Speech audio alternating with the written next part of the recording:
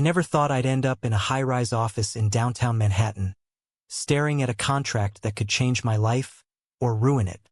Ethan Blackwood, the city's most notorious corporate lawyer, leaned back in his leather chair, his sharp blue eyes piercing through me like he was cross-examining a witness. "Sign it, Alex," he said with that smug grin, "and pretend to be my boyfriend for 6 months. No strings, just business." Little did I know, that signature would ignite a firestorm of emotions I wasn't prepared for. I was just a struggling artist from Brooklyn, scraping by on freelance gigs and coffee shop shifts, when I answered his ad on a discreet online forum. Ethan needed a fake partner to appease his conservative family and seal a major partnership at his firm, where appearances meant everything. I needed the money to pay off my student loans and keep my tiny studio apartment. It seemed straightforward: dinners, events, hand-holding in public. But from the first staged kiss at a gala, something shifted. His lips brushed mine with an intensity that wasn't scripted, and my heart raced in a way that screamed danger. The next few weeks blurred into a whirlwind of pretense laced with unexpected truths. Ethan's world was all polished surfaces. Sleek suits, exclusive clubs, and power lunches where deals were made over aged whiskey. He was the epitome of arrogance, barking orders at assistants and dismantling opponents in court with ruthless precision. Yet, in quiet moments, like when we practiced our couple routine in his penthouse, I'd catch glimpses of vulnerability. "My parents expect perfection," he confessed one night, staring out at the city lights. "Being gay in their circle? It's a liability unless it's packaged right." I nodded, sharing my own scars from a small-town upbringing where coming out meant exile. Our conversations deepened, turning rehearsals into real connections, but I reminded myself it was all fake. Society's gaze weighed heavy on us from the start. At his firm's annual fundraiser, whispers followed us like shadows. "Blackwood's got himself a boy toy," one partner muttered, loud enough for me to hear. Ethan squeezed my hand tighter, his jaw set, but I felt the sting. Back home, my friends questioned my choices. "You're playing house with a shark, Alex. What happens when he bites?" My best friend, Mia, warned over brunch in Williamsburg. She was right to worry. Ethan's family was old money, steeped in tradition, and his father, a retired judge, viewed anything non-traditional as a flaw. The contract forbade real romance, but each touch, each shared laugh, chipped away at the facade. Conflicts arose swiftly, testing our fragile alliance. During a weekend getaway to the Hamptons, purely for show, of course, Ethan's ex, a fellow lawyer named Jordan, showed up uninvited. Jordan was everything I wasn't. Ivy League polished, ambitious, and openly disdainful of my artsy background. "You're just a prop, darling," he sneered at me during a tense dinner.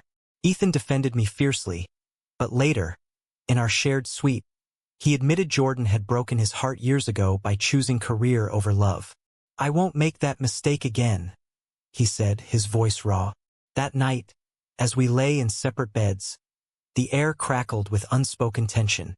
I wanted to cross the room, to comfort him, but the contract loomed like a barrier. Back in the city, my own life began unraveling.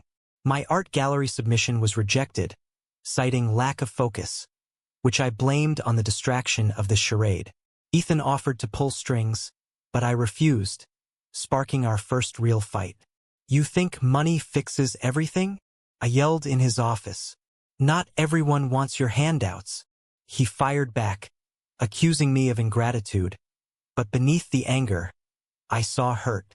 That argument led to a makeup that wasn't in the script, a walk through Central Park where we talked for hours about dreams deferred. He revealed his passion for pro bono work, helping LGBTQ youth, hidden from his firm's cutthroat image. I shared my sketches, vulnerable pieces about identity. For the first time, the pretense felt like a bridge to something authentic. As the months ticked by, societal pressures mounted. Ethan's promotion hinged on a family dinner where we had to perform flawlessly.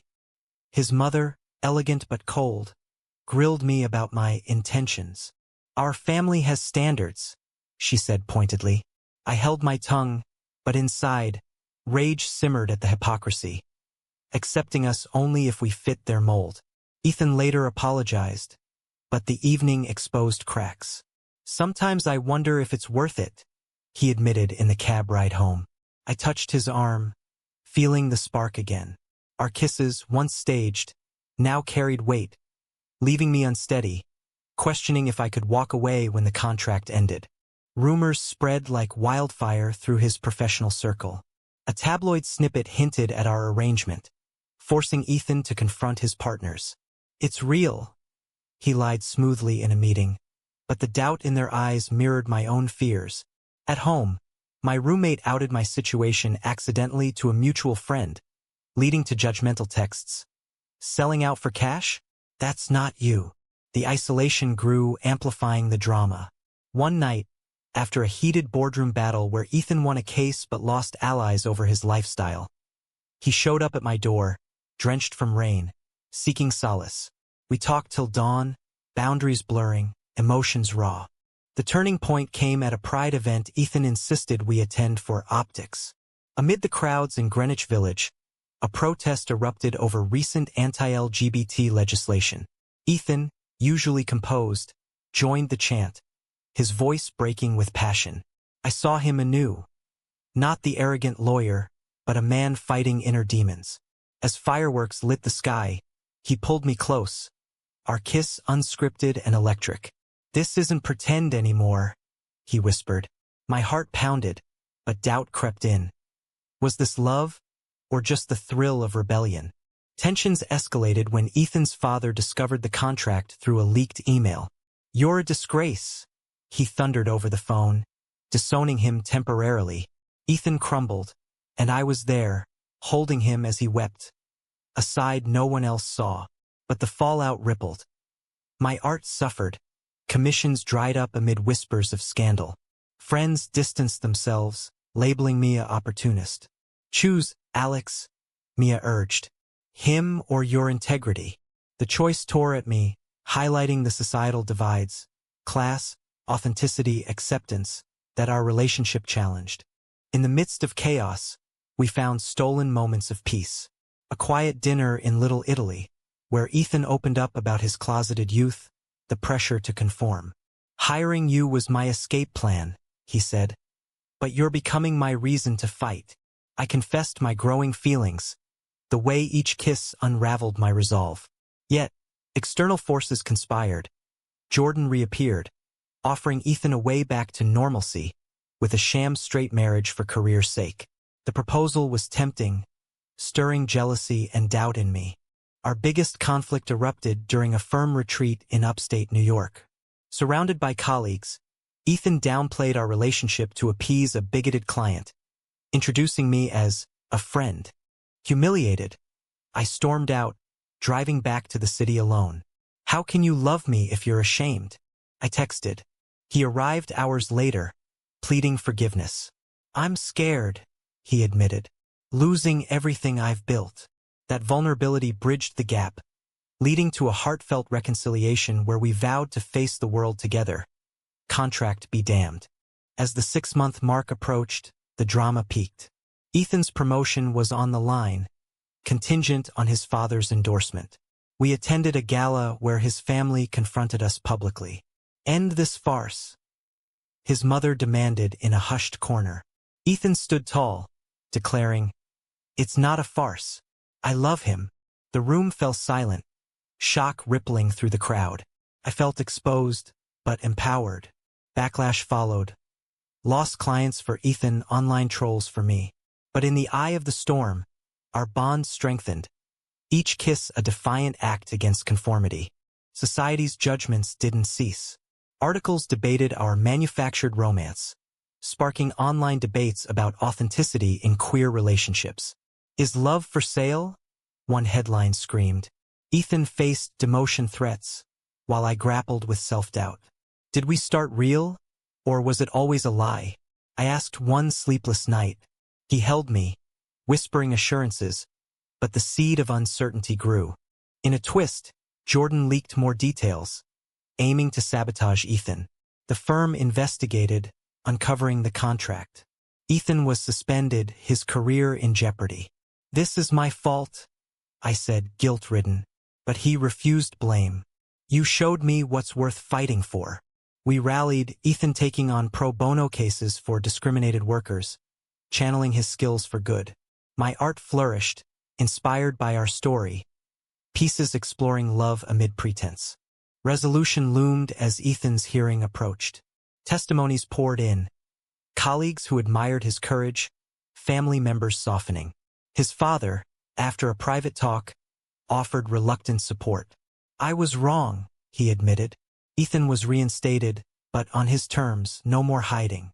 We celebrated quietly, toasting to real beginnings. Yet questions lingered. Had the contract tainted our love, or forged it stronger? As we walked hand in hand through Brooklyn Bridge Park, the city skyline gleaming, I wondered if society would ever fully accept us. The aftermath of Ethan's reinstatement brought a fragile peace, but new storms brewed on the horizon. With the contract voided, our relationship was out in the open, inviting scrutiny from all sides. Ethan's firm, while tolerant on paper, harbored undercurrents of resentment. Partners whispered about distractions, and clients hesitated, citing image concerns. Ethan shrugged it off publicly, but privately, the stress etched lines on his face. I built my career on wins, not who I love, he confided over coffee in his office. I nodded, but inside, guilt gnawed at me. Had I cost him his edge? My own world shifted too. Inspired by our turmoil, I poured emotions into a new series of paintings. Abstract swirls representing hidden identities, sold at a local gallery show. Critics praised the raw authenticity, but some attendees recognized me from the scandal. So, you're the fake boyfriend turned real? A patron asked snidely. I forced a smile, but the comment stung, highlighting the societal label that clung like a shadow. Friends rallied, but even Mia expressed doubts. It's romantic, Alex, but is it sustainable? He's from another world. Class divides became our next battleground. Ethan's upscale lifestyle clashed with my bohemian roots. At a charity auction in the Upper East Side, he bid thousands on a vintage watch, while I cringed at the extravagance. That's a year's rent for me, I muttered later. He laughed it off, but tension simmered. Money isn't everything, I argued during a drive to his family's Connecticut estate. But it opens doors, he countered. The visit amplified the gap. His parents' mansion, with manicured lawns and staff, made me feel like an intruder. His mother pulled me aside. Ethan needs stability, not drama. Her words echoed societal expectations. Queer couples should be respectable, not controversial. A major conflict arose when Ethan was offered a high-profile case defending a corporation accused of discriminating against LGBTQ employees. It's a paycheck, he said, but I saw the irony. You're defending the oppressors? I challenged. The argument escalated in our now-shared apartment, a compromise between his penthouse and my studio. You don't understand the game, he snapped. I do, and it's rigged against people like us. Hurt, he stormed out, spending the night at a hotel. Alone, I questioned if our differences were insurmountable. Reconciliation came unexpectedly. Ethan dropped the case, citing ethical concerns, risking his standing. You were right, he admitted upon returning. Love means choosing integrity. We spent the weekend in the Catskills, hiking trails and talking dreams. Away from the city, vulnerabilities surfaced. He shared childhood stories of suppression, his father's demands for masculinity. I opened up about my estrangement from family after coming out. Each revelation deepened our bond, but kisses now carried the weight of real stakes. No more pretending. Back in Manhattan, external pressures intensified. A conservative media outlet ran a hit piece. Blackwood's sham romance? Career boost or genuine? It sparked online vitriol, with trolls attacking our authenticity. Paid love isn't real, comments flooded. Ethan faced protests outside his office, while I dealt with gallery boycotts. This is what fighting looks like, he said, pulling me close. But the toll was evident. Sleepless nights, strained calls with family. In a controversial twist, Ethan's ex, Jordan, sued for defamation, claiming Ethan's public coming out implied his own closeted status.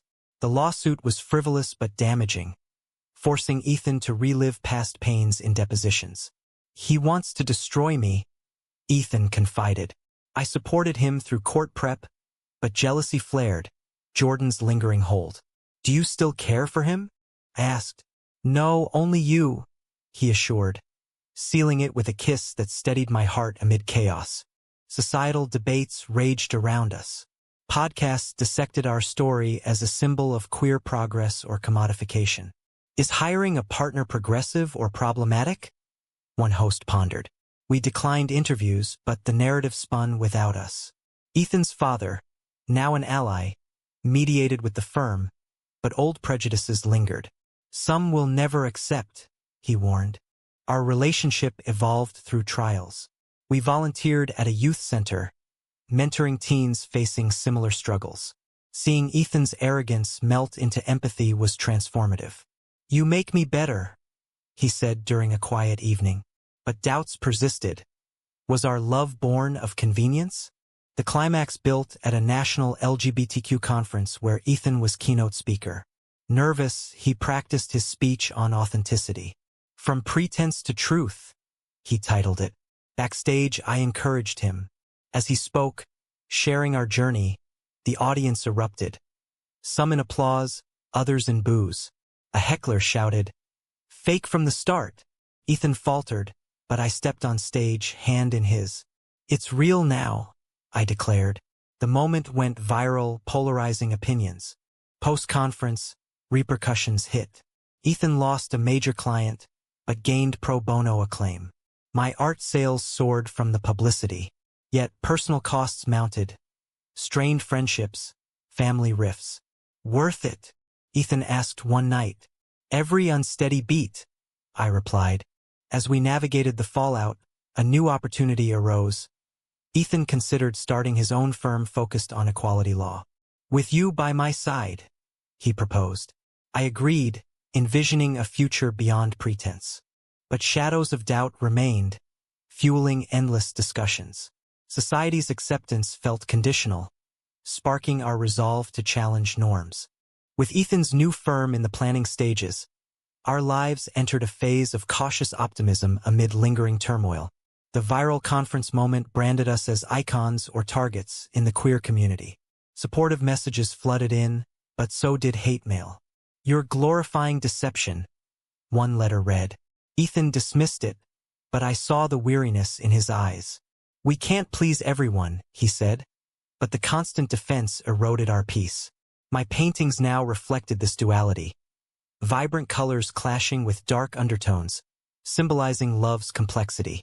Family dynamics shifted dramatically. Ethan's parents invited us for Thanksgiving in Connecticut, a first. The drive-up was tense.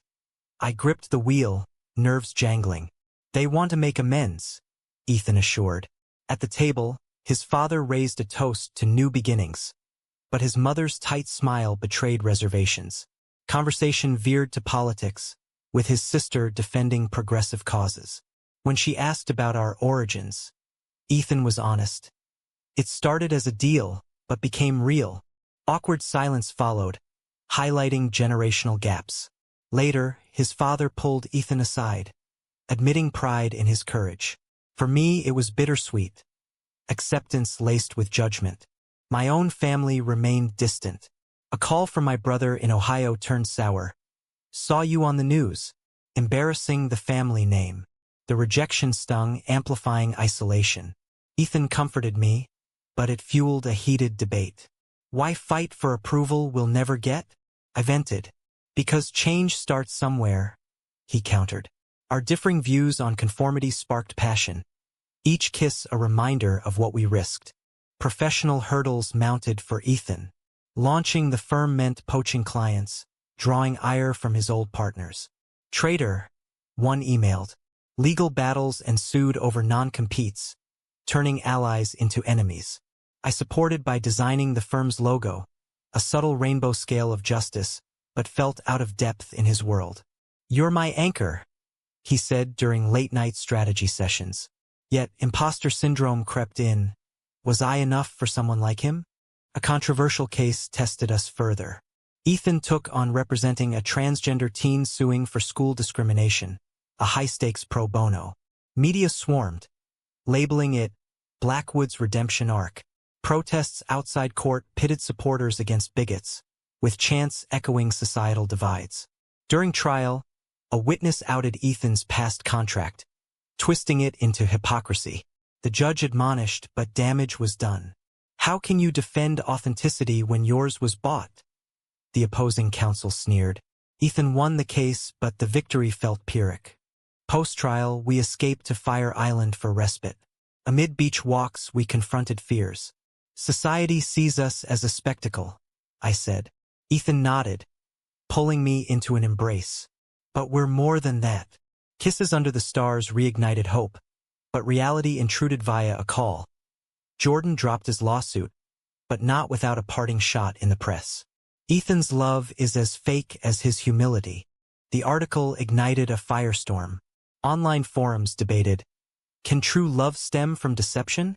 We became unwitting symbols invited to panels we declined. Instead, we focused inward, attending couples therapy to navigate emotions. The contract was a catalyst, the therapist noted, but sustaining it requires work. Sessions unearthed resentments, my fear of abandonment, Ethan's control issues, turning drama into growth. Community backlash added layers.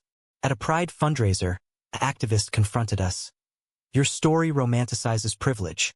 Not all queers can afford to pretend.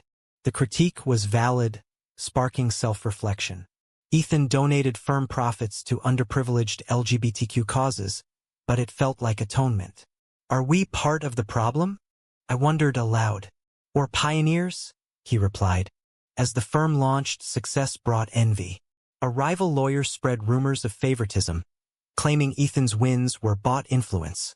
Investigations cleared him, but reputation suffered. I faced my own trial. A gallery pulled my show after conservative donors complained. Too controversial, they said. Furious, I channeled it into new work, exhibiting independently. Sales dipped, but authenticity soared. Our bond deepened through adversity. A quiet anniversary, 6 months real, celebrated with a home-cooked meal. From higher to heart, Ethan toasted. Laughter mingled with tears, acknowledging the journey. But external forces persisted. Legislation threats loomed, reminding us of fragility. In a pivotal moment, Ethan's father suffered a health scare, prompting reconciliation. At the hospital, he confessed regrets. I pushed you into hiding. Ethan forgave, strengthening family ties. For me, it inspired reaching out to my kin with mixed results, a tentative olive branch from my sister. As winter set in, we planned a future, travel, advocacy, art collaborations. Yet, uncertainties lingered. Each kiss, once unsteadying, now grounded us, but society's gaze never fully softened. The drama culminated at a New Year's gala, where Ethan proposed partnership in life and work. Marry me? He asked amid fireworks. Overwhelmed, I said yes, but whispers followed. Another stunt? The engagement ring on my finger felt like a talisman against the world's skepticism, but it only amplified the drama swirling around us. News of our proposal spread like wildfire through New York's social circuits, eliciting congratulations laced with side eyes. From fake to forever? How quaint! Jordan texted Ethan snidely, reigniting old wounds. Ethan deleted it, but the jab lingered, fueling a late-night argument. Why does he still matter? I demanded. He doesn't. You do? Ethan insisted, pulling me into a kiss that silenced doubts, if only momentarily. Planning the wedding became a minefield of societal expectations. Ethan's family insisted on a grand affair at their estate, complete with A-list guests, while I envisioned something intimate in Brooklyn. Tradition matters, his mother argued during a tense lunch. But whose tradition? I countered, highlighting queer couples' right to redefine norms. The compromise, a hybrid ceremony, exposed deeper rifts. Vendors hesitated, citing controversial profiles, forcing us to seek inclusive allies. Society's not ready, Ethan sighed, but we pressed on. turning obstacles into statements. Professional repercussions hit hard. Ethan's firm thrived on equality cases, but a high-profile loss to an anti-LGBT lobby group drew backlash. Blackwood's overreaching, critics claimed. He worked tirelessly, often late, straining our time together. "I'm doing this for us, for everyone like us," he explained. I understood, channeling frustration into art. A sculpture series on resilience, featured in a Manhattan exhibit. Reviews were mixed. Praise for boldness, scorn for exploiting personal drama. A critic wrote, "Is this art or autobiography?" The question mirrored my inner turmoil. Family interventions added fuel. My brother flew in unexpectedly, demanding a talk. "This lifestyle, it's not right," he said over coffee. Hurt turned to anger. "It's my life." Ethan intervened calmly, sharing his story, but my brother left unmoved. The encounter reopened scars, leading to therapy breakthroughs. "Rejection isn't about you," the counselor said. Ethan held my hand, his support unwavering. A major twist came when a documentary filmmaker approached us for a feature on modern queer love. Tempted by the platform, we agreed, but filming unearthed tensions. Cameras captured raw moments. Arguments over finances, Ethan's arrogance clashing with my sensitivity. "You're too emotional," he snapped during a shoot. "And you're too detached," I fired back. The crew loved the authenticity, but it strained us. Post-filming, we vowed better communication, each kiss a recommitment. Societal debates intensified with the doc's trailer release. Panels dissected. Does paid pretense undermine genuine relationships? We joined one, facing tough questions. "It started wrong, but ended right," Ethan argued. Audience reactions split. Applause from progressives, boos from purists. The exposure boosted the firm but invited doxing threats, forcing security measures. In a personal low, I discovered anonymous letters at my studio. Fraudulent fairy tale. Paranoia set in, questioning Ethan's motives anew. Was any of it real from the start? I confronted. He knelt, ring in hand again. Every moment since that first real kiss. Tears flowed, rebuilding trust. As wedding day neared, conflicts peaked.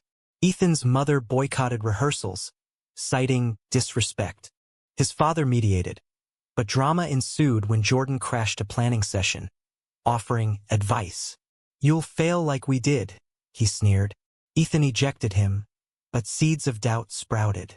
That night, we escaped to the park, reminiscing. "Remember the contract?" I joked. "Best mistake ever," he replied. The ceremony arrived amid fanfare and protests outside the venue, a neutral ground in the city. Vows exchanged.